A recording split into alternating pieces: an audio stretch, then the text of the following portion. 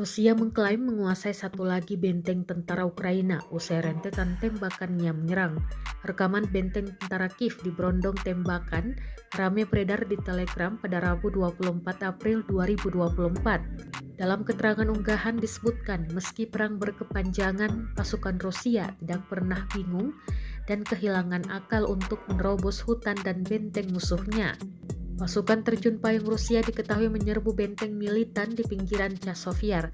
Senjata api angkatan bersenjata Ukraina yang terdeteksi segera dihancurkan oleh kru drone FPV dan tembakan kelompok lapis baja. Hasilnya, dengan menggunakan seluruh persenjataan, senjata ringan, para pejuang menguasai benteng tentara Ukraina, klaim Rusia. Rekamannya pun menuai berbagai komentar dari warganet.